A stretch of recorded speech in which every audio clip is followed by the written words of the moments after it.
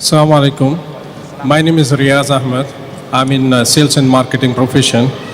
Well, my question to doctor is, we all know that the Western media is giving a wrong picture about Islam and Muslims.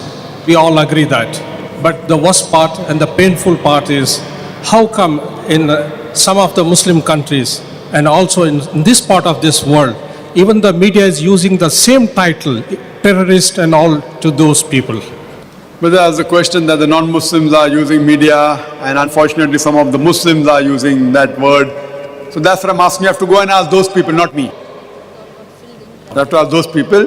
And what happened that many of the Muslims, due to ignorance, they start agreeing. As I give you the example, a Muslim coming and telling me the Taliban are bad. He was ignorant, not that he was against Taliban. So many a times we get so convinced with the media, what we hear, what we see, we start believing in it. So what we should do, we as Muslims should remove the cobweb even from the eyes of these type of Muslims, besides answering the non-Muslim media. And inshallah, we should be logical, not just by saying we are right, we are right. We should prove logically that Islam is the religion of truth, is the religion of peace, and only way that there can be total peace in the world is no other way but by Islam.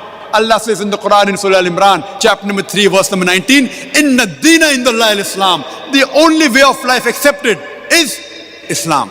That is peace acquired by submitting our will to Allah subhanahu wa ta'ala.